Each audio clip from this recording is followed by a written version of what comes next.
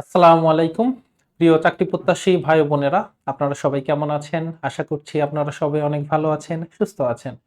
আজকে আমাদের গণিতের 20 নম্বর ক্লাস। আজকের ক্লাসে আমরা সেট ফাংশন আহ, ও পরিসংখ্যান কিছু বিষয় দেখব। মানে একদমই কম কম এই বিষয়গুলো দেখব। আমরা সেটের মধ্যে একটু বেশিক্ষণ থাকতে হবে, কারণ এই যে আলোচনা সবকিছুই নির্ভর করতেছে হচ্ছে চাকরিতে কোন টপিক থেকে কতটুকু হচ্ছে প্রশ্ন আসার সম্ভাবনা রয়েছে, এসেছিল, এবং আমরা এর জন্য যতটুকু পড়তে হবে ততটুকুই পড়ব। তো যারা পরীক্ষা দিচ্ছেন আমাকে একটু জানাবেন যে পরীক্ষার ফলাফল কেমন আসতেছে, এবং যারা পরীক্ষা দিচ্ছেন না তাদেরকে বলছি যে একদমই কিন্তু আমরা শেষ দিকে চলে আসলাম। 20তম ক্লাস, 24টা ক্লাস হবে, 20তম ক্লাস কিন্তু আজকে হয়ে যাচ্ছে, আর 4টি ক্লাস রয়েছে। এক্সাম মনে হয় সম্ভবত 16টা এক্সাম হয়ে গেছে। আগামীকাল মানে আগামী ওয়ার্কিং ডেতে, যেটা যদি বলি শুক্রবার ফ্রাইডে বাদ দিয়ে, তাহলে সেখানে কিন্তু আপনাদের 17তম হচ্ছে ক্লাসের পরীক্ষা হওয়ার কথা, আমি যদি ভুল না করি। তো এই যে এতগুলো পরীক্ষা চলে গেল, আপনি যদি তারপরেও নিজে এই সুযোগগুলা কাজে লাগিয়ে নিজেকে আপডেট না করতে পারেন, এতে কিন্তু দায়ভারটা আপনার থাকতেছে।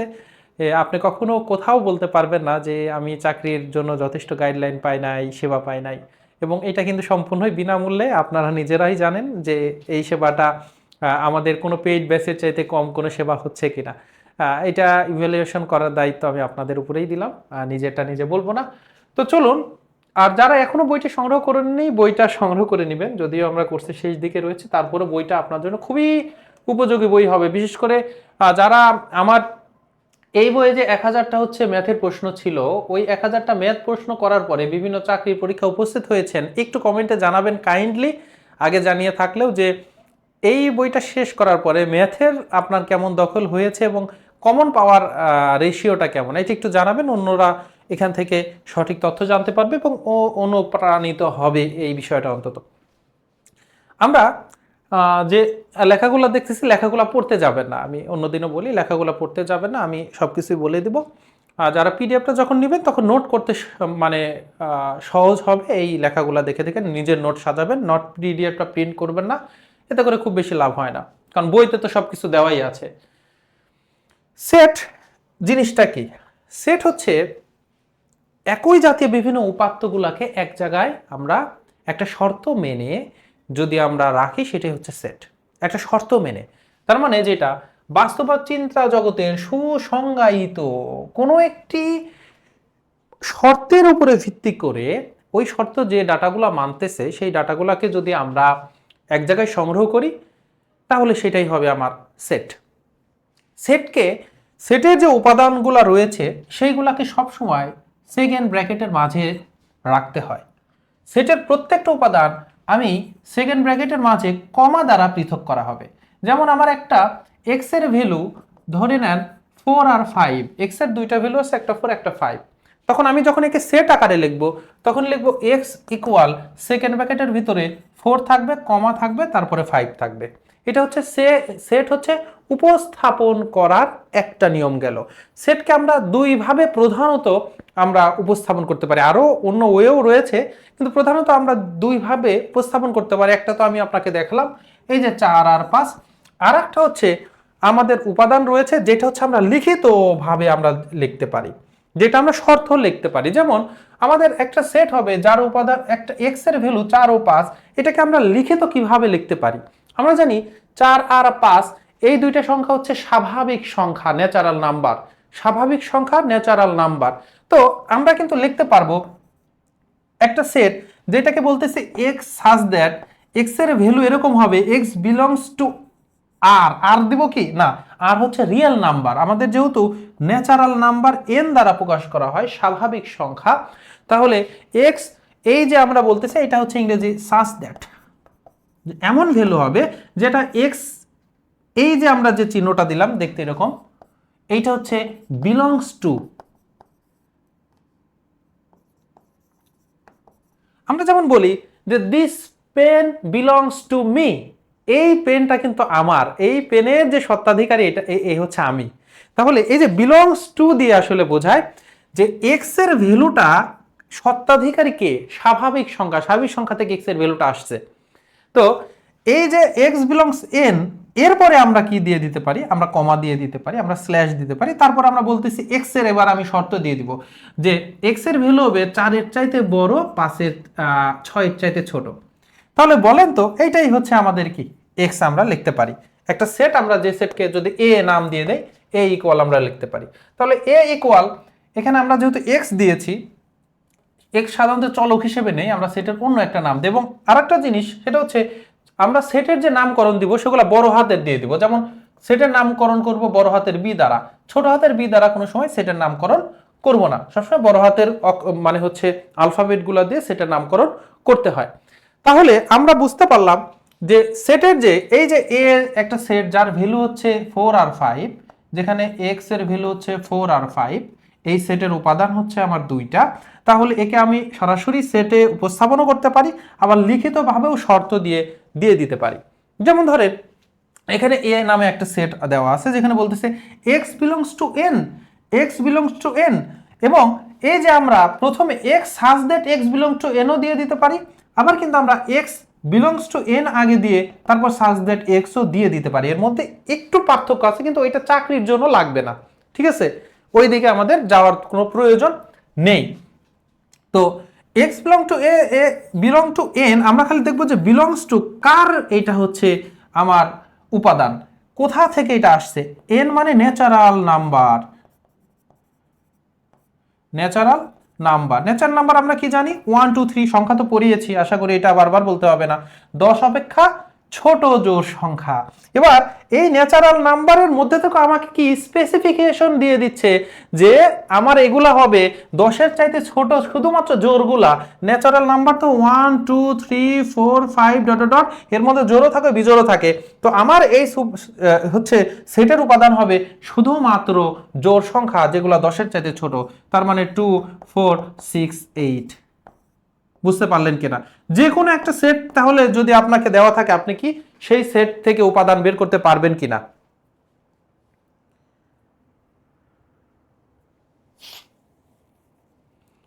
আচ্ছা, একটু যারা হচ্ছে এই বইটা সম্পর্কে হচ্ছে মানে প্রস্তুতি নেন নাই, বা আমার আগের যেমন 75 দিনের হচ্ছে জব জার্নি ছিল সেখানে 1000 ম্যাথের ক্লাস করেন নাই, তারা একটু অন্য ভাই বোনেরা হচ্ছে কমেন্টে জানিয়েছে, সেখান থেকে নিয়ে নিবেন, মানে এক্সপিরিয়েন্সটা তাদেরকে শেয়ার করে নিজেও ভাবে প্রস্তুতি নেবেন আশা করি। তো আমাদের এইগুলো হয়ে গেছে। সেটের উপাদান সংখ্যা আমরা কি করতে পারি, সেটের উপাদান সংখ্যা হচ্ছে আমার ডাবল ব্র্যাকেটের মধ্যে কমা দ্বারা আমরা তাদেরকে পৃথক করে দিব। আর এই সেটের উপাদান সংখ্যা যদি নির্দিষ্ট সংখ্যক হয়, যে 5টা আছে, 10টা আছে, বা 50টা আছে, বা 100টা আছে, তখন সেই সেটকে বলা হয় সসীম সেট। আর কোনো একটা সেটের উপাদান সংখ্যা যদি অসীম পর্যন্ত হয়, তার যদি কোনো লিমিটেশন না থাকে, তখন তাকে আমরা কি বলবো, তাকে বলবো অসীম সেট। এত সহজ জিনিস আসবে না, জাস্ট শুধু যারা এখনো বেসিকটা জানেন না তারা শুধু জেনে নেওয়ার জন্য আমি এগুলো দেখাচ্ছি। আর খুবই ইম্পর্টেন্ট, যেখান থেকে প্রশ্ন আসবে সেটা হচ্ছে কোনো একটা সেট তার যদি কোনো উপাদানই না থাকে তাহলে কি ঘটনা ঘটবে। তার যদি কোনো উপাদান না থাকে তখন আমরা তাকে কিভাবে প্রকাশ করব। যেমন ধরেন আপনাকে বলতেছে, আপনাকে এরকম একটা সেটের কথা বলতেছে যে x such that x belongs R, তারপরে বলছে হচ্ছে x একটি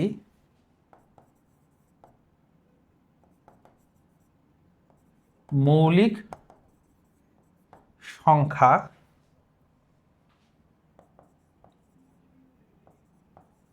যেখানে x গ্রেটার দেন হচ্ছে এরকম দিয়ে দিছে 13 greater than x less than 17। এখন আমাকে বলেন যে এর মধ্যে এই যে এই শর্ত দিয়ে দিছে, x হচ্ছে মৌলিক সংখ্যা, কিন্তু x এর ভ্যালুটা 13-র চাইতে বড় হবে আর 17-র চাইতে ছোট হবে, 13-র চাইতে বড়, এবং x-টা হচ্ছে স্বাভাবিক সংখ্যার মধ্যে থেকে আসবে। x-টা আসবে, x এর ভ্যালুটা কই থেকে আসবে, স্বাভাবিক সংখ্যার মধ্যে থেকে আসবে। তো স্বাভাবিক সংখ্যা 13-র চাইতে বড় সংখ্যা হচ্ছে 14, তারপরে 15, তারপরে হচ্ছে 16, 17-র চাইতে আবার ছোট হইতে হবে, সমানও কিন্তু হইতে পারবে না।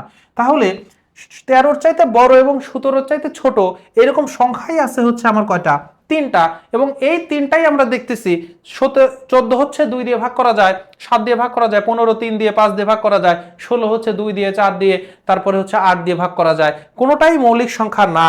তখন এইটা যদি একটা সেট এ হয় তখন আমরা বলবো এ সেটের কোনো উপাদানই নাই। তার মানে এ সেটের কোনো উপাদান নাই, তাহলে একে আমরা প্রকাশ করব কিভাবে?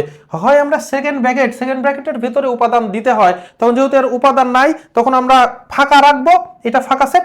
অথবা এইটা প্রকাশ করার আরেকটাও হচ্ছে ওয়ে আছে, সেটা হচ্ছে ফাই দিব, ফাই দিয়ে। ঠিক আছে, তাহলে যে কোনো একটা, অনেকে ভুল করে কিন্তু মনে করে এই সেটের মধ্যে তখন ফাই দিয়ে দেয়, ফাঁকার মধ্যে, মানে সেটের মধ্যে ফাই মানে যেহেতু ফাঁকা সেট ফাঁকা দিয়ে দেয়, কিন্তু তখন কিন্তু এটা মারাত্মক একটা ভুল হবে, এবং মারাত্মক মানে একদমই ভুল হয়ে যাবে।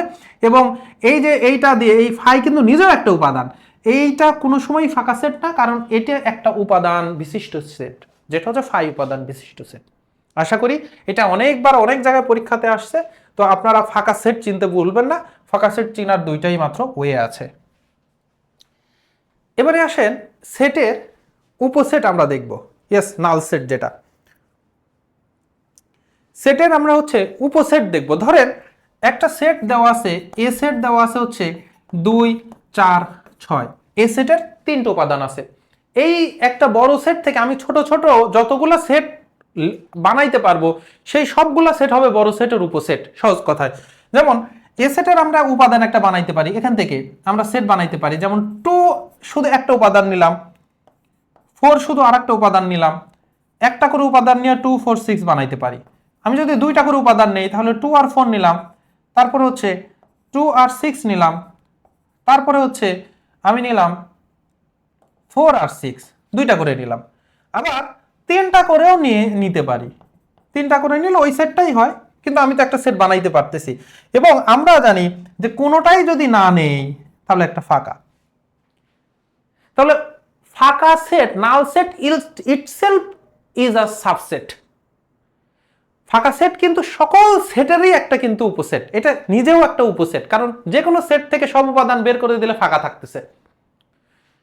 এই যে আমরা বড় এ সেট থেকে বড় সেটের উপাদানগুলো নিয়ে অনেকগুলা যে ছোট ছোট সেট তৈরি করলাম, এই প্রত্যেকটা সেট হবে বড় সেটের উপসেট।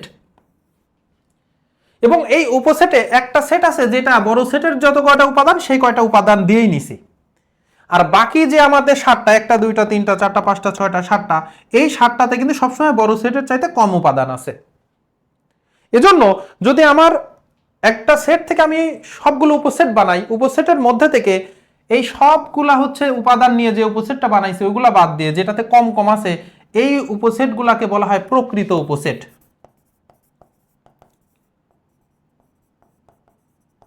উপসেটের চিহ্ন হচ্ছে এই চিহ্নটাই, নিচে একটা ইকুয়ালের হচ্ছে একটা টান দেওয়া আছে, এটা হচ্ছে উপসেটের চিহ্ন। তো সরি, উপসেটের মানে সাবসেটের চিহ্ন, রাইট, উপসেট সাবসেট ইংরেজি বাংলা। তো উপসেটের হচ্ছে চিহ্ন। প্রকৃত উপসেট যখন, তখন এর নিচে ইকুয়ালটা নাই, শুধুমাত্র আমার এই চিহ্নটা হবে। তাহলে আমার যখন উপাদান আছে 3টা, তখন দেখেন আমি উপসেট বানাইতে পারছি কয়টা? 8টা উপসেট বানাইতে পারছি। তাহলে এই যে 3 এর উপরে যদি আমি কি দেই, 2 স্কোয়ার করি, সরি 2 এর উপর যদি আমি 3 হচ্ছে আমি কিউব দেই, তাহলে 2 গুণন 2 গুণন 2, তার মানে 8 আসতেছে। তো তার মানে একটা না, আমরা যখন অনেক সময় মানে সূত্র তৈরি করার অনেকগুলো প্রসেস আছে, নিউমেরিক্যাল অ্যানালাইসিস একটা কোর্স আছে, ওখানে যখন আমরা সূত্র তৈরি করা হয়, যেমন ফিজিক্সেরও যারা যারা সায়েন্সে পড়ছেন, কিছু সূত্রগুলো গ্রাফ থেকে আসছে। গ্রাফে যখন আমরা ডাটাগুলো বসাইছি, গ্রাফের চরিত্র থেকে সূত্র তৈরি করা হয়েছে। এই যে আমরা যে ধরেন বিভিন্ন সময় ধ্রুবকের হচ্ছে মান নির্ণয় করি, যেমন হচ্ছে W equal to weight equal M G, ভরের সাথে জি গুণ করছি, জি এর মান আমরা বের করছি। তো এই যে আমাদের যে ধ্রুবকগুলা রয়েছে, যে ধ্রুবক, এই ধ্রুবকগুলার কিন্তু ভ্যালু বের করা, অনেকগুলা ভ্যালু বের করা হয়েছে গ্রাফ থেকে। তো আমরা যখন 2টা উপাদান নিব তখন দেখবো 4টা আমাদের উপসেট তৈরি করতে পারতেছি। আমি যখন 4টা উপাদান নিব তখন দেখবো আমি 16টা হচ্ছে উপসেট তৈরি করতে পারতেছি। তো n সংখ্যক যদি আমাদের উপাদান থাকে কোনো একটা, তখন হচ্ছে আমি প্র্যাকটিক্যালে দেখা যায় যে 2 টু দি পাওয়ার n সংখ্যক হচ্ছে আমার কি উপসেট নির্ণয় করা যাবে। এবং এই যে 2 টু দি পাওয়ার n সংখ্যক উপসেট নির্ণয় করা যাবে, এর মধ্যে একটা উপসেট কিন্তু থাকে ওই সেটেরই সমান। একটা সেটের যতগুলো উপাদান আছে সবগুলো নিয়েই কিন্তু একটা উপসেট হচ্ছে, যেটাকে অপ্রকৃত উপসেট বলা হয়।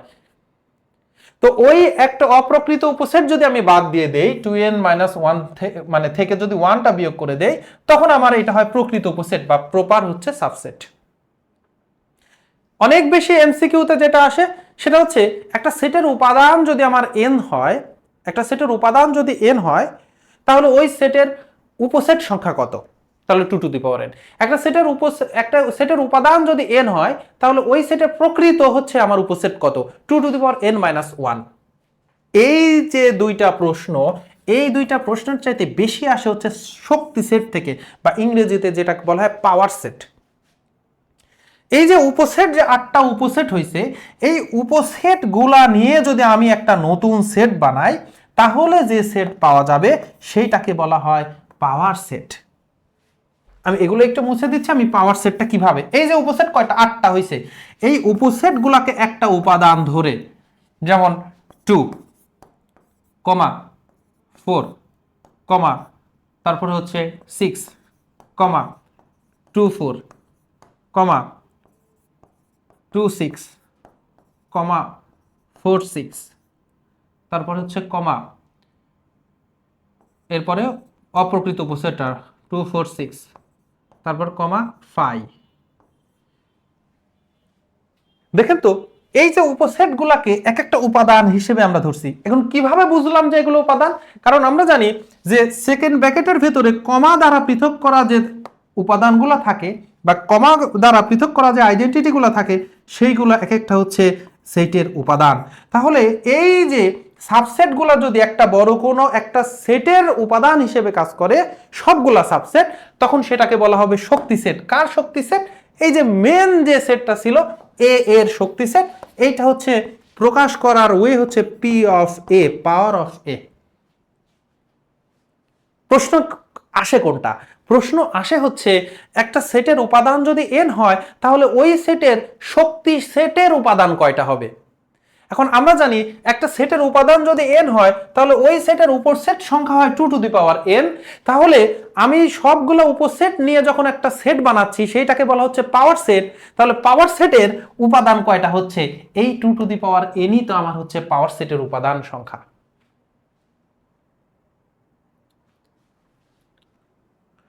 এখন আমাকে বলেন, আপনাকে যদি প্রশ্ন করি একটা সেটের উপাদান সংখ্যা 4, একটা সেটের উপাদান সংখ্যা 4, ওই সেটের পাওয়ার সেটের উপাদান সংখ্যা কত হবে? আনসার দেন। একটা সেটের উপাদান সংখ্যা 4, ওই সেটের পাওয়ার সেটের উপাদান সংখ্যা কত হবে? সবাই আনসার দিবেন। ওয়ালাইকুম আসসালাম। শাইনুর ভাই কি এখন আসলেন কিনা?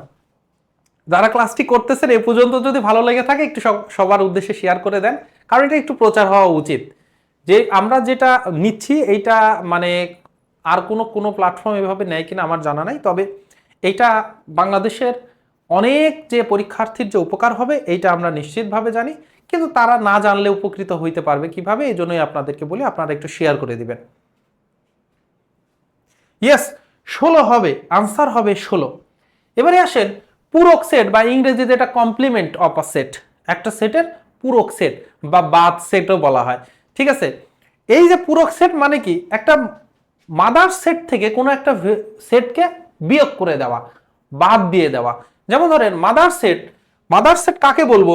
যখন আমার একটা সেটের সকল উপাদান অন্য আর একটা সেটের থাকবে এবং ওই সেটটা বড় হবে, তখন সেই সেটকে মাদার সেট বলবো, যেটা অ্যাকচুয়ালি নাম হচ্ছে তার সার্বিক সেট, বা ইংরেজিতে যেটাকে ইউনিভার্সাল সেট বলা হয়।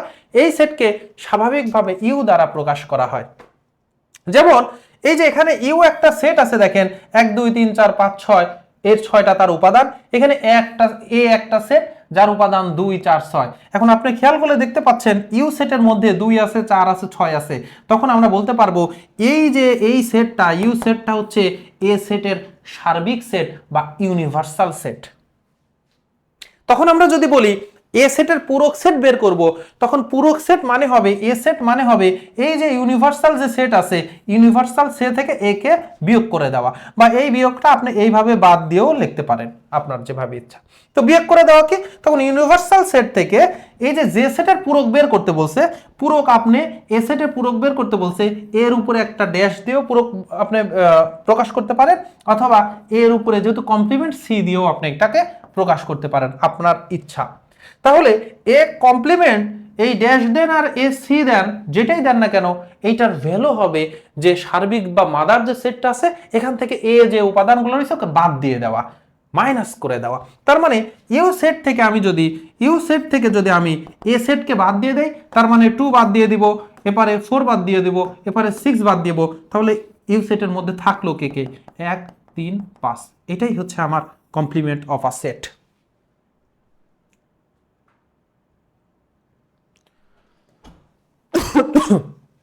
এবারে আসেন যেটা দেখবো সেটা হচ্ছে সংযোগ সেট। সংযোগ হচ্ছে যে আমার দুইটা ভিন্ন ভিন্ন সেট আছে, এ সেট আছে এবং বি সেট আছে। এ সেটের সব উপাদান এবং বি সেটের সব উপাদান নিয়ে যদি আমরা নতুন আর একটা সেট তৈরি করি, এবং যদি এ সেট এবং বি সেটে দুই জায়গাতেই কিছু কমন উপাদান থাকে, তাহলে ওইটাকে দুইবার নিব না, মাত্র একবারই নিব, দিয়ে যে নতুন একটা সেট তৈরি করলাম, বড় যে সেট তৈরি করলাম সেটাকে বলে সংযোগ সেট। যেমন ধরেন এখানে এ আছে 1 2 3, বি আছে 3 4 5, তো একটা উপাদান দেখতেছি আমরা এই 3 এখানেও আছে, এই 3 এখানেও আছে।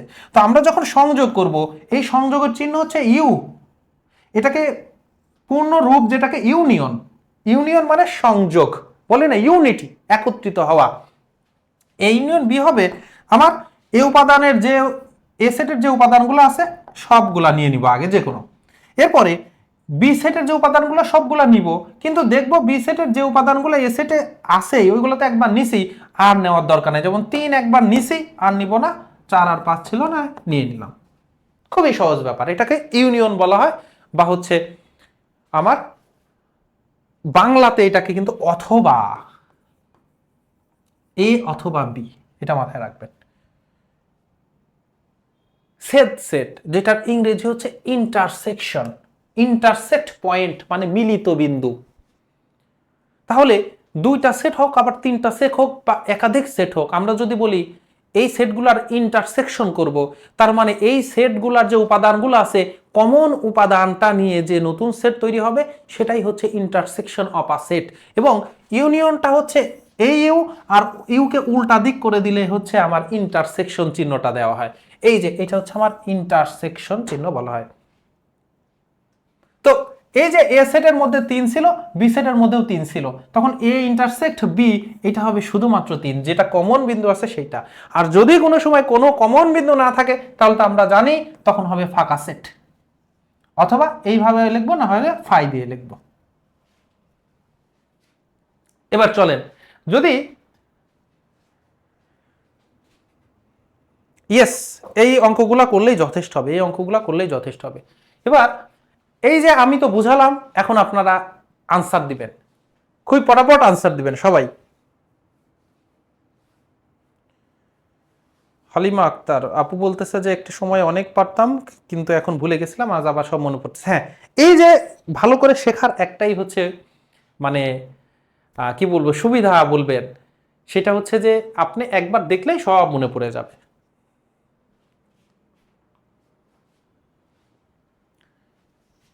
তাহলে দেখেন এর উপরে ড্যাশ আছে মানে এ কমপ্লিমেন্ট, এ কমপ্লিমেন্ট মানে হচ্ছে ইউ যেটা মাদার সেট আছে এখান থেকে এ কে বাদ দিয়ে দিব, তাহলে 1 2 4, 1 2 আর 4 আমরা বাদ দিয়ে দিলাম, তাহলে এ বার ইকুয়াল কত হবে, 3 আর 5 থাকবে। আর বি কমপ্লিমেন্ট মানে 1 3 5, তাহলে 1 3 আর 5 বাদ দিলে থাকতেছে 2 আর হচ্ছে 4। এবার ভেতরে কি আছে, ইউনিয়ন আছে। তো এবার a dash union B dash মানে কি, এ সেটের সব উপাদান নিব, বি সেটের সব উপাদান নিব, কিন্তু কমন যদি থাকে সেটা নিব না, কিন্তু এখানে কমন নাই, তাহলে 2 3 4 5, 2 3 4 5, ঘ নাম্বার হবে আনসার। দেখি কারা কারা আনসার করেছেন, ঘ হবে আনসার, ইয়েস। এবং এইটা এবার বের করেন সবাই, এগুলো কিন্তু পরীক্ষায় আসা প্রশ্ন, পরীক্ষায় কিন্তু আসা প্রশ্ন সবগুলা।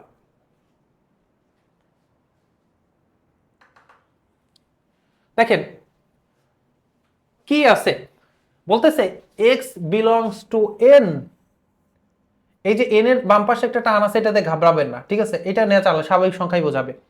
এক্স বিলংস টু এন, তারপরে বলতেছে যেটা x belongs to N, x এর ভ্যালুগুলা ন্যাচারাল নাম্বার বা স্বাভাবিক সংখ্যা থেকে আসবে, সাজ দ্যাট যে এক্স এর শর্ত আবার দিয়ে দিছে যেটা 2 এর চাইতে বড় হবে কিন্তু 6 এর চাইতে ছোট হবে অথবা সমান হবে। এখানে কিন্তু ইকুয়াল আছে, চিহ্নটা কিন্তু ভুল হয়েছে। এই যে কোনো একটা, এইটা দিলেই কিন্তু লেস দ্যান আর ইকুয়াল হয়ে যেত, আর যদি অথবা এইটা দিয়ে এইভাবে সমান যে কোনো একটা দেওয়া লাগতো। এখানে সমানটা আসলে দেওয়ার প্রয়োজন ছিল না, ঠিক আছে, এইটা দেওয়ার কোনো প্রয়োজন ছিল না, এইটাই হচ্ছে পূর্ণাঙ্গ চিহ্ন। তাহলে এ এর উপাদান কি হবে, বলতেছে যেটা 2 এর চাইতে বড় হবে, 3 4 5 6, তার মানে 5 এর চাইতে ছোট অথবা সমান হবে। যেহেতু সমানের কথাও বলা আছে আমরা সমানটাও নিলাম ইনক্লুড। বি এর উপাদান এবার দেখেন, এক্স বিলংস এন, ন্যাচারাল স্বাভাবিক সংখ্যা থেকে আসবে, এক্স হচ্ছে জোড় সংখ্যা এবং এক্স হচ্ছে 8 এর চাইতে ছোট, এক্স হচ্ছে জোড় সংখ্যা এবং 8 এর চাইতে ছোট, তাহলে 2 ছোট অথবা সমান, তাহলে 2 4 6 8। এবার বলতেছে এ ইন্টারসেকশন বি এর মান কত। ইন্টারসেকশন মানে কমন, তাহলে চলেন আমরা দেখি কমন কে কে আছে। এখানে 2 আছে নাই, 4 আছে 4 আছে, 6 আছে 6 আছে, তাহলে এই যে ইন্টারসেকশন, যে এই ইন্টারসেকশন বি হলো, এখানে হবে উপাদান 4 আর 6, দুইটাই উপাদান, একটা 4 একটা 6। এবার আমরা দেখব কোনটাতে আছে, এই যে খ নাম্বারে দেওয়া আছে 4 আর 6, ঘ নাম্বারে দেখতে 4 আর 6, অবশ্যই টাইপিং এ কিন্তু এরিক্সে হয়েছে, তার মানে দুইটাই আনসার।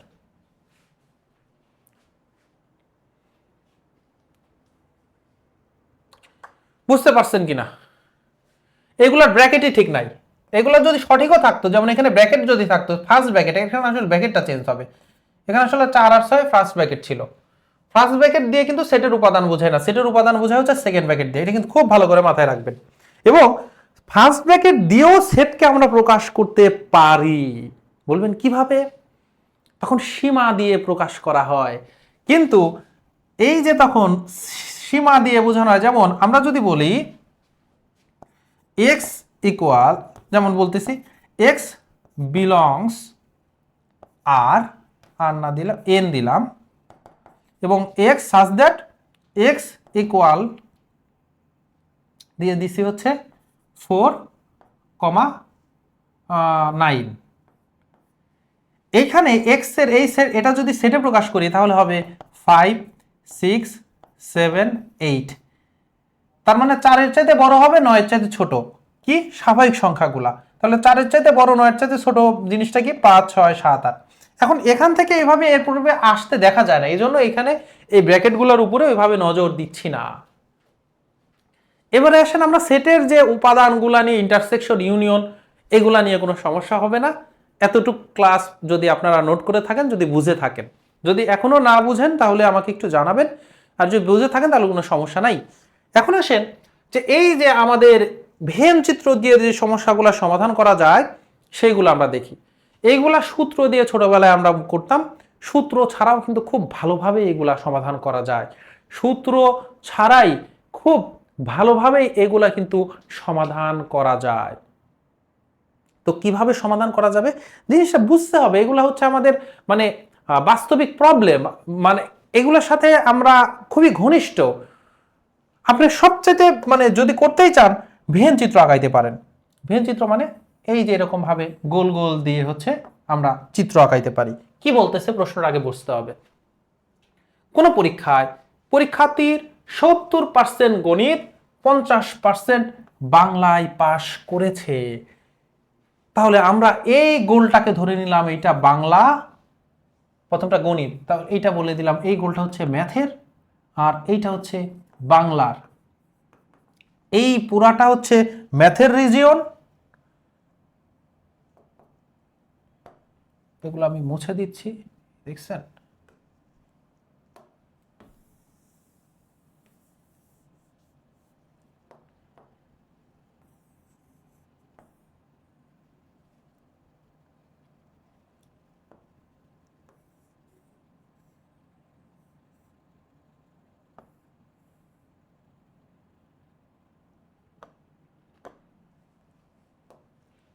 এই পাশে কালোটা হচ্ছে ম্যাথে রিজন, বাংলাটা হচ্ছে লাল।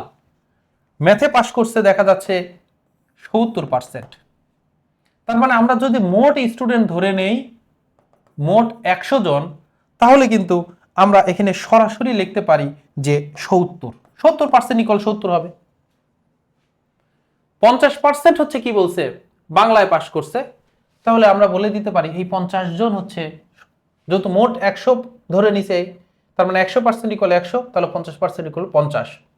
এবং এই যে ইন্টারসেক্ট যে রিজিয়নটা রয়েছে, এই ইন্টারসেক্ট রিজিয়নটা কি দেখেন তো, এই রিজিয়নটা কিন্তু ম্যাথের মধ্যেও পড়তেছে, বাংলার মধ্যেও পড়তেছে। এরাই সেই সকল তুখোর মেধাবী স্টুডেন্ট যারা বাংলাতেও পাশ করছে, যারা গণিতেও পাশ করছে 40। এখন আমাকে একটু বলেন তো, যে ম্যাথে ফেল করছে কিন্তু ম্যাথ ও গণিতে দুই সাবজেক্ট, ম্যাথ ও বাংলায় দুই সাবজেক্টেই পাশ করছে, এটা হওয়া কি পসিবল? বাংলায় পাশ করছে, সে গণিতে পাশ করবে ঠিক আছে, কিন্তু বাংলায় ফেল করছে, কিন্তু বাংলায় ফেল করে গণিত ও বাংলা দুই সাবজেক্টেই পাশ করছে, উভয় বিষয়ে পাশ করছে, এটা কি সম্ভব? সম্ভব না তো। তার মানে এই যে 40 জন যে বলছে এরা উভয় বিষয়ে পাশ করছে, এই ম্যাথে যে 70 জন পাশ করছে, এই 70-এর জন্য 70-এর মধ্যে কিন্তু 40 জন আছে যারা বাংলাতেও পাশ করছে। বাংলাতে পাশ করছে 50 জন, তাহলে এই 50 জনের মধ্যে কিন্তু 40 জন আছে যারা গণিতেও পাশ করছে। এখন আপনি যদি বলেন যে মোট পাশ করছে, মোট পাশ মানে সব বিষয়ে পাশ অথবা এক বিষয়ে পাশ, মানে যে কোনো অন্তত এক বিষয়ে পাশ করছে, পাশের নামগন্ধ যার মধ্যে আছে এইরকম স্টুডেন্ট কয়জন? তখন যদি আপনি বলেন গণিতে পাশ করছে 70 যোগ দিলাম, বাংলায় পাশ করছে 50 যোগ দিলাম, উভয় বিষয়ে পাশ করছে 40, তাহলে 70 প্লাস 50 প্লাস 40, এই যোগটা দেওয়া কি আমার ঠিক হবে কিনা? 70 আর 50 120 আর 40 160, এটা কি ঠিক হবে? না ভাই, এটা তো কোনোদিনই ঠিক হবে না, এইটা কোনো দিনও ঠিক হবে না, কারণ এই 40 জন তো এর মধ্যেও আছে, আবার এর মধ্যেও আছে। তাহলে যে কোনো এক বিষয়ে পাশ করছে, এখানে যে 40 জন স্টুডেন্টকে আমি 3 বার নিচ্ছি, যেখানে একবার নেওয়ার কথা ছিল, তাহলে মোট পাশ করছে এইটা আমরা বের করব কিভাবে? আমি যদি গণিতে পাশ করছে 70 জন, এর মধ্যেও তো 40 আছে, বাংলায় পাশ করছে 50 জন, এই যে 120 যে হলো, এটা কি সঠিক হইলো কিনা? এটাও সঠিক হয় নাই, কারণ 40 জনকে তো আমি 2 বার হিসাব করে ফেললাম। তাহলে যেটা করতে হবে, এই যে গণিতে পাশ করছে আর এই যে আমার বাংলায় পাশ করছে, এখান থেকে উভয় বিষয়ে পাশ করছে একে বিয়োগ করে দিতে হবে। কেন বিয়োগ করলাম? কারণ এই 40কে আমি 70-এর মধ্যেও আছে, এই 50-এর মধ্যেও আছে, তো 2 বার তো আমি যোগে নিব না, আমি একবার নিব। তাহলে এই বিয়োগ করে দিলে এখান থেকে যখন 40 আমি বিয়োগ করে দিব, 120 থেকে 40 বিয়োগ করলে 80 জন, তার মানে ওই বিদ্যালয়ে 80 জন মোট হচ্ছে শিক্ষার্থী যারা কোনো না কোনো সাবজেক্টে পাশ করছে অথবা উভয় বিষয়ে পাশ করছে। তাহলে এই 80 জন বাদ দিয়ে, এই 80 জন বাদ দিয়ে বাকি যারা আছে, তার মানে 100 থেকে 80 বাদ দিলে বাকি যে 20 থাকে, এরা হচ্ছে একদম গর্ধব গবেট, এই 20 জন সব বিষয়ে ফেল করছে। এটা হচ্ছে কনসেপ্ট। এবং এখান থেকে এই যে অন্তত এক বিষয়ে পাস, তার মানে এইটা আমরা যদি বলি নাম্বার অফ, এই যে ম্যাথ ইউনিয়ন বাংলা, এটা প্রকাশ করার হচ্ছে ওয়ে, তার মানে এটা পড়বো কি নাম্বার অফ গণিত অথবা বাংলা। এই যে এটাকে কিন্তু বাংলায় বলছিলাম অথবা, মানে হয় গণিতে পাশ করছে অথবা বাংলায় পাশ করছে, অথবা ভাই উভয় বিষয় পাশ করলেও তো সমস্যা নাই, তার মানে পাশ করছে। তখন এটা হবে number of math plus number of B Bangla minus number of math intersection Bangla. এই যে ইন্টারসেকশন মানে কি এবং, এবং ইন্টারসেকশন মানে এবং, তার মানে নাম্বার অফ গণিত এবং বাংলা, তার মানে দুই বিষয়েও পাশ করছে। এটা কিন্তু আমরা বিয়োগ করে দিছি, এই দেখেন number of math 70, number of হচ্ছে আমার বাংলা 50 মাইনাস 40 করছি, তখন এই সূত্রটা কিন্তু আমরা অনেকে মুখস্থ করে রাখি। তো এটা ছাড়া যদি আমার ভিতরে কনসেপ্ট থাকে যে কেন আমরা এটা বিয়োগ করতেছি, কারণ এই 40টা আমার 2 বারে যোগ করতেছি, 2 বারে তো আসবে না, ওরা তো মাত্র 40 জন স্টুডেন্ট। বুঝতে পারছেন কিনা সবাই একটু আমাকে জানান, বুঝতে পেরেছেন কিনা সবাই একটু আমাকে জানান। কি না স্যার বলতেছেন, কি প্রশ্ন করছিলাম আর না স্যার বললেন, আল্লাহ জানে। যাই হোক, কফিলাতলী হাই স্কুলে সবাই মনোযোগ দেন, 70 জন পরীক্ষার্থী ইংরেজিতে, 80% পরীক্ষার্থী বাংলায় পাশ করে। এবার উভয় বিষয়ে ফেল করছে 10% শিক্ষার্থী, উভয় বিষয়ে 10% শিক্ষার্থী ফেল করছে। এবার দেখেন প্রথম ডাটাগুলো দেওয়া আছে পাশের, এগুলো কিন্তু পাশের ডাটা দেওয়া আছে, আর উভয় বিষয়ের দেওয়া আছে ফেলের। যদি উভয় বিষয়ে 360 জন পাশ করে, ওই স্কুলে কতজন পরীক্ষার্থী পরীক্ষা দিয়েছে তার মোট পরীক্ষার্থীর কথা বের করতে বলছে।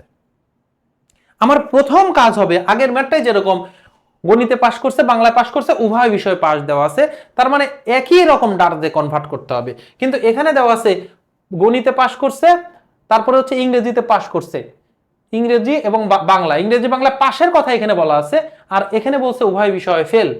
তা আপনাকে এক রকমে যাইতে হবে। তো এক রকমে কোনটা যাবেন? এই যে উভয় বিষয়ের যেটা দেওয়া থাকবে সেই নিয়মে যাবেন। তার মানে উভয় বিষয়ে ফেল করছে যেহেতু 10%, আপনি এগুলাও ফেলে নিয়ে যান। তাহলে কফিলাতলী হাই স্কুলে 70% পরীক্ষার্থী ইংরেজিতে পাশ করছে। 70% যদি ইংরেজিতে পাশ করে ভাই, ফেল করছে কত পার্সেন্ট? 100 থেকে 70% বাদ দিলে 30% ফেল করছে। এবার কফিলাতলী হাই স্কুলে 80% স্টুডেন্ট বাংলায় পাশ করছে। 80% স্টুডেন্ট বাংলায় যদি পাশ করে, তাহলে 20% হচ্ছে ফেল করছে। তাহলে এই যে নাম্বার অফ ইংলিশ ইকুয়াল, এই যে 30% দিলাম, এটা কি নাম্বার অফ দিয়ে বোঝাচ্ছে ফেল করার নাম্বারটা, ফেল করছে 30%। নাম্বার অফ বাংলা, এটা হচ্ছে আমার 20% ফেল করছে। আর নাম্বার অফ ইন্টারসেকশন বি, তার মানে এরা হচ্ছে দুই বিষয়ে ফেল করছে, এরা হচ্ছে 10%। এখন যদি আমরা বলি অন্তত এক বিষয় ফেল, মানে তার মানে যার নামের সাথে ফেল আছে তারা কত, তাহলে অন্তত এক বিষয় ফেল এইরকম আছে কে কে? তাহলে এটা এরকম আছে, এটাকে আমরা উপস্থাপন করব কি, নাম্বার অফ বি ইউনিয়ন ই। কি করব? এই যে দুইটা যোগ করব, নাম্বার অফ ই। আমরা কিন্তু সূত্র ইউজ ছাড়াই আমি কিন্তু বলছি, এখন আমরা দুইটা, এই 30% এর মধ্যেও 10% আছে, এই 20% এর মধ্যেও 10% আছে। তার মানে যে ইংরেজিতে ফেল করছে সে বাংলাতেও ফেল করছে, আবার যে বাংলা ফেল করছে সে ইংরেজিতেও ফেল করছে, এরকম 10% আছে। তাহলে এই 30-এর মধ্যে 10 আছে, এই 20-এর মধ্যে 10 আছে, 10%টা দুইবার কাউন্ট হয়েছে। তাহলে আমরা 30 আর 20 যদি যোগ করি, তাহলে দুইবার কিন্তু এর মধ্যে 10 আছে, একবার 10কে আমি বিয়োগ করে দিলে একটা 10 থাকতেছে, 30 আর 20 50, তাহলে 40% স্টুডেন্ট যারা উভয় বিষয়ে যে কোনো এক বিষয়ে অন্তত ফেল করছে, তার মানে অন্তত এক বিষয়ে ফেল করছে। এই যে 40% স্টুডেন্ট এরা কোনো না কোনো বিষয় অথবা উভয় বিষয়ে ফেল করছে। এখন মোট আমাদের 100% থেকে যদি আমি এই 40% বা বিয়োগ করে দেই, তাহলে থাকতেছে 60%। এই 60% কিন্তু এখন উভয় বিষয়ে পাস। এই 60% কি উভয় বিষয়ে পাস। এখন প্রশ্নে বলতেছে যদি উভয় বিষয়ে পাস 360 জন হয়, তাহলে আমার মোট কয়জন পরীক্ষা দিছিল? এখন আমরা দেখলাম উভয় বিষয়ে পাস করছে হচ্ছে 60%। তো প্রশ্ন অনুযায়ী এই 60%-এর ভ্যালু হচ্ছে 360। এখন আমাকে বলছে মোট কয়জন পরীক্ষা দিছিল, তাহলে মোট অবশ্যই 100% পরীক্ষা দিছিল। তাহলে 100%-এর ভ্যালু বের করতে বলছে। 60% ইকুয়াল যদি 360 হয়, 1% ইকুয়াল তাহলে 360 ডিভাইডেড বাই 60, কম হবে। সুতরাং 100% ইকুয়াল তাহলে কত হবে? এর সাথে আমার কি হবে? 100 আবার গুণ হবে। এখন যদি আমরা কাটাকাটি করি, এই শূন্য আর এই শূন্য কাটলো, 6 আর 6 6 36, তাহলে 6 100 600 হবে। ইয়েস, 600 অনেকেই বের করছেন। 1800 যে বের করছেন ভুল করছেন, তারপরে শিমুল আহমেদ ভাই ভুল করছেন, আপনি বের করে ফেলছেন 900 জন। সবাই এবার বলেন যে বুঝতে পেরেছেন কিনা। এবার আপনাদের জন্য এটা হচ্ছে মানে টেস্ট, সবাই এটা করে ফেলবেন।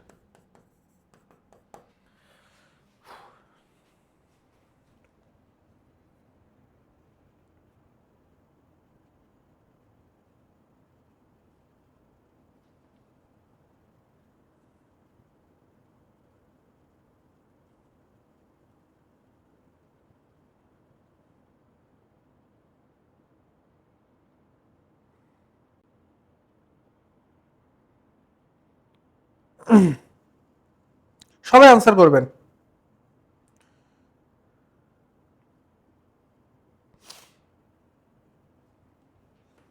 এগুলো কিন্তু একদম খুব দ্রুত আনসার করতে হবে, দ্রুত আনসার করতে হবে।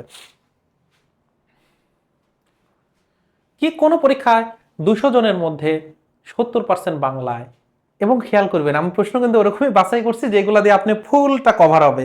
এখানে কিন্তু 200 জনের কথা বলা হয়েছে, আর এগুলো কিন্তু পার্সেন্টেজে বলা হয়েছে। সো 200 জনকে আপনি পরে হিসাবে রাখেন, আপনি 100% ধরে আগে ম্যাথটা করবেন যে 100%, 100 জনের মধ্যে কয়জন হচ্ছে সেটা করবেন আগে। 100 জনের মধ্যে 70% বাংলায়, 60% ইংরেজিতে এবং 40% উভয় বিষয়ে পাস করছে।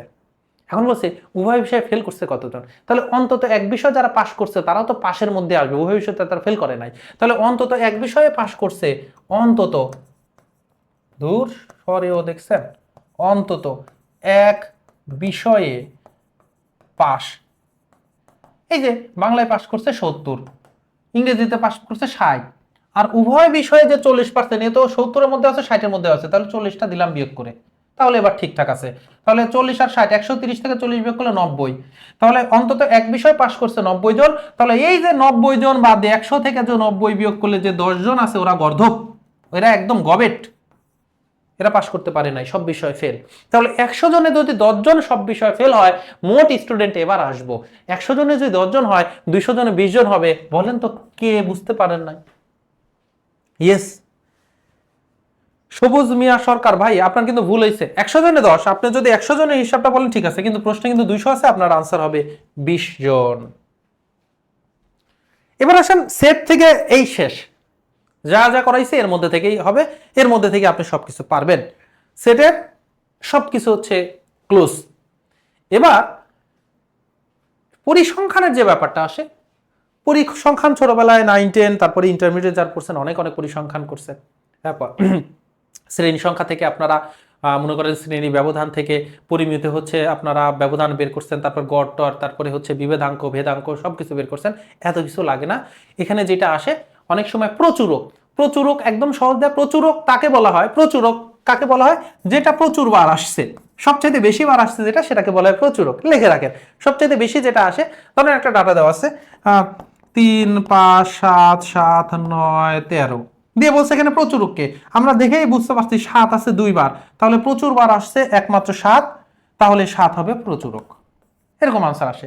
যেমন মধ্যক বের করতে বলবে, মধ্যক যদি বের করতে বলে, সাপোজ ধরেন এই যে এখানে 1, 2, 3, 4, 5, 6, এখন বলছে এখানে মধ্যককে, যখন জোড় সংখ্যা আসে, যখন বিজোড় সংখ্যা যদি থাকতো, যেমন 5, 7, 3, 9, হ্যাঁ ধরেন 10, মধ্যক বের করার জন্য একটা শর্ত আছে যে আপনাকে সাজাইতে হবে, ছোট থেকে বড় অনুযায়ী সাজাবেন অথবা বড় থেকে ছোট অনুযায়ী সাজাবেন। তার মানে ছোট থেকে আপনি বড়, আপনি একটাই লাগবেন যে ছোট থেকে বড় আমাকে করতে হবে, ছোট থেকে বড়। তাহলে ছোট থেকে বড়তে যদি সাজান, তাহলে সবচেয়ে ছোট 3, তারপরে আছে কি 5, তারপরে আছে কি 3, 5, তারপর 7, তারপরে আছে কি 9, তারপরে আছে 10। এবার যদি বলে তাহলে এই যে সাজানোর পরে মধ্যক বের করতেছে, মধ্যক মানে সবচেয়ে মাঝেরটা, মধ্যক মানে কি সবার মাঝেরটা, তাহলে 1, 2, 3, 4, 5, বিজোড় সংখ্যার মধ্যটা তাহলে থাকবে কি একদম মিডিল, আমরা চিনতেই পারতেছি 7 হচ্ছে মধ্যক। কিন্তু প্রবলেমটা এরাইজ হয় যদি আমার জোড় সংখ্যক উপাদান থাকে, তখন মাঝেরটা কাকে ধরবো, মাঝে তো একজনকে পাওয়া যাচ্ছে না যে মাঝের, তখন এই যে এই ভেতরের যে 2 জন থাকে তাদের গড়ই হবে, যেমন এখানে 7 আর 7 আছে, 7 যোগ 7, একে 2 দিয়ে ভাগ করলে গড় পাওয়া যায়, তাহলে 7ই হচ্ছে আমার মধ্যক। তাহলে এই যে সংখ্যাটা এখানেও ঠিক হয় না, আমি সিরিয়ালি দেওয়া হয়েছে, এই যে আমাদের এলোমেলো যে ডাটা আছে, মধ্যক যখন বের করব তখন কাজ হচ্ছে ছোট থেকে বড় আকারে আগে সাজাইতে হবে। তখন আমি একবারে দেখতেছি সবচাইতে ছোটকে, সবচাইতে ছোটকে 11 দেখতেছি ছোট সবচাইতে, এখানে 11, 11 পরে 12 কি আছে, 12 নাই, এই আছে আছে, এই যে 12, 12 দিলাম। এবার 13 কি আছে, 13 কি আছে, 13 কি আছে, 13 নাই। তারপরে 14 কি আছে, 14ও করতেছে না। 15 আছে, 15 কেটে দিলাম। এরপরে 16 কি আছে, 16ও করতেছে না। এরপরে 17 কি আছে, আছে। 18 কি আছে, আছে। তারপরে হচ্ছে 19 কি আছে, 19 শেষে আছে, 19 দিয়ে দিলাম। তারপরে 20 কি আছে, 20 দেখতে পাচ্ছি না। 21 কি আছে, 21ও দেখতে পাচ্ছি না। 21 আছে, 21 আছে, ওকে। এবার 22 কি আছে, ইয়েস 22 আছে। 23 কি আছে, 23 আছে। 24 কি আছে, 24 আমরা দেখতে পাচ্ছি না। 25 আছে, 26 আছে, তাহলে 25 তারপরে 26 দিয়ে দিলাম। এরপরে আমরা 27 দেখতেছি, 27, তারপরে হচ্ছে আমরা 28 নাই, 29, তারপরে 30, 29 30 সবগুলো কাটা হয়ে গেছে। এখন মোট ডাটা কয়টা? 1টা 2টা 3টা 4টা 5টা 6টা 7টা 8টা 9টা 10টা 11 12 13 14। তাহলে 14টা যেহেতু ডাটা, তখন কিন্তু একটা মিডিলে একটা আমরা সংখ্যা পাবো না, যে মিডিলম্যান। এই 14কে তখন আমি 2 দিয়ে ভাগ করলে 7তম, তাহলে বাম দিক থেকে 7তম 1 2 3 4 5 6 7, এই যে 21। আবার শেষ দিক থেকেও যদি 7তমটা আসি, তখন এই যে এই দুইটাই হচ্ছে আমার মিডিলের সংখ্যা। আর যদি বেজোড় সংখ্যা এখানে যদি 13টা থাকতো, তাহলে 7তম সংখ্যাটা কিন্তু মাঝে রইতো, এই যে এরকম ভাবে আমরা বুঝতেই পারতাম যে মাঝের মধ্য। কিন্তু জোড় সংখ্যক উপাদান থাকলে মাঝের দুইটার এখন গড় করতে হবে। তাহলে 21 আর 22 যোগ করব, 2 দিয়ে ভাগ করব। 21 আর 22 যোগ করে 2 দিয়ে ভাগ করলে 21.5 হচ্ছে আমার মধ্যক। তো আমাকে একটু বলেন যে মধ্যক বুঝতে পেরেছেন কিনা, মানে মধ্যক জিনিসটা কি। প্রত্যেকটা জিনিস খালি মুখস্থ করতে যাবেন না, সবাই সূত্র মুখস্থ করে। যদি উপাদান সংখ্যা যদি n যদি আমার বিজোড় হয়, তাহলে n ডিভাইডেড বাই 2টাই হচ্ছে আমার মধ্যক। আর যদি জোড় হয়, তাহলে n প্লাস 1 ডিভাইডেড বাই 2 আর n মাইনাস 1 ডিভাইডেড বাই 2, অথবা n plus 1 divided by 2 plus 1 n plus n divided by 2 plus 1, এই দুইটা পদের হচ্ছে গড়। এগুলা ভাবে শিখতে যাবেন না, কারণ আপনাদের অনেক ডাটা আসবে না। দেখবেন যে সর্বোচ্চ এরকম 14টা থাকবে, 14টাও থাকবে না, আরো কম থাকবে। এবার আসেন একটা প্রশ্ন যেটা খুব কম আসে, মানে এগুলো খুবই 1-2 বার আসছে কোনো একটা পরীক্ষায়। বাংলাদেশে তো হাজার হাজার নিয়োগ পরীক্ষা হয়, তো কোনো একটা জায়গাতে 1-2 বার আসছে, ওইটাও আমি রাখতেছি। যেমন এইটা গড় বিচ্যুতি। গড় বিচ্যুতি, বিচ্যুতি থেকে তো বুঝতেই পারতেছেন যে একটা জায়গা থেকে সরে যাওয়া। তো গড় বিচ্যুতি হচ্ছে আমার গড় থেকে, মানে কোথা থেকে সরে যাচ্ছে, এভারেজ থেকে মাঝের যে মধ্যমানটা যে থাকে, মিডিল যে ভ্যালুটা থাকে, ওই ভ্যালুর থেকে আমি সরে গেছে কতটুকু। তাহলে এখানে ভ্যালু আছে কয়টা? 2 3 4 5, এদের একদম মাঝের ভ্যালু কোনটা? তার মানে মাঝের ভ্যালু বলতে এভারেজ ভ্যালুটা আমাকে আগে বের করতে হবে। 2 3 4 7, 2 3 4 7 যোগ করে দেন, 2 3 4 7, একে কয়টা? 4টা সংখ্যা। এই 4 দিয়ে যদি ভাগ করেন তাহলে এভারেজ বের হবে। তাহলে 2 আর 3 যোগ করলে 5, 5 4 9 আর 7 হচ্ছে 16, 16কে 4 দিয়ে ভাগ করলে হয় হচ্ছে আমার 4। তাহলে এই যে আমার 4টা যে সংখ্যা আছে, এদের মিডল বা এভারেজ ভ্যালু হচ্ছে 4। এখন বলতেছে এই গড় বিচ্যুতি, তাহলে কোথা থেকে দূরে আছে, তার মানে এই এভারেজ থেকে ভ্যালুগুলো কত দূরে আছে। আমার এভারেজ থেকে 2 কতটুক দূরে আছে? 2 দূরে আছে। এভারেজ থেকে 3 কতটুক দূরে আছে? 1 দূরে আছে। এভারেজ থেকে 4 কতটুক দূরে আছে? 0 দূরে আছে। এভারেজ থেকে 7 এর বিচ্যুতি কতটুকু? 7 থেকে এভারেজ বিয়োগ করেন, তাহলে 3। তাহলে 2 এর বিচ্যুতি হচ্ছে 2, 3 এর বিচ্যুতি 1, 4 এর বিচ্যুতি 0, আর 7 এর বিচ্যুতি হচ্ছে 3। যেহেতু গড় বিচ্যুতি বের করতে বলছে, এই যে 4টা বিচ্যুতি যে পেয়েছি, এই 4টা ভ্যালু এখন আমরা যোগ দিব, তারপরে 4 দিয়ে ভাগ করব। তাহলে 2 1 3, 3 3 6, 6/4। কাটাকাটি যদি 2 দিয়ে যায়, 3/2 হচ্ছে গড় বিচ্যুতি। তাহলে বিচ্যুতি যদি বের করতে বলে, আমরা কি করব? আমরা এভারেজটা বের করে এভারেজের সাথে প্রত্যেকটা ভ্যালুর কতটুকু দূরত্ব আছে, কতটুকু বিচ্যুতি আছে, সেই বিচ্যুতিগুলো বের করব। বিচ্যুতিগুলো যোগ করে আমি মোট যত কটা বিচ্যুতি, 4টা সংখ্যা, 4টা বিচ্যুতি 4 দিয়ে ভাগ করে দেব। আশা করি আপনারা ক্লিয়ার হয়েছেন। তো এইটুকু হচ্ছে করলেই, এই প্রশ্নগুলো যদি সমাধান করেন, বুঝে থাকেন, তাহলে আপনার আর কোনো কিছু প্রবলেম হবে না।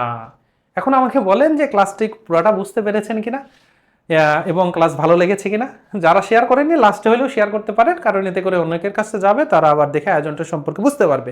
এবং যারা আজকের ক্লাসে নতুন এসেছেন বা প্রত্যেকটা ক্লাস করেননি, তারা আমি বলবো তারা চলে যান হচ্ছে ইউটিউবে, যে ইএম জব পেজে যাবেন, সেখানে আপনাদের এই 2 মাসের যে জার্নি, সেখানে ক্লাস 1 থেকে করবেন শেষ পর্যন্ত। আশা করি দেখবেন যে কোনো ম্যাথে প্রবলেম হবে না, সবকিছু দেখবেন যে পেরে যাবেন। ওকে, তাহলে ক্লাস আজকে এখানেই শেষ করতেছি। আপনাদের সাথে দেখা হবে আগামী ক্লাসে। সে পর্যন্ত ভালো থাকেন, সুস্থ থাকুন। আসসালামু আলাইকুম রহমতুল্লাহ।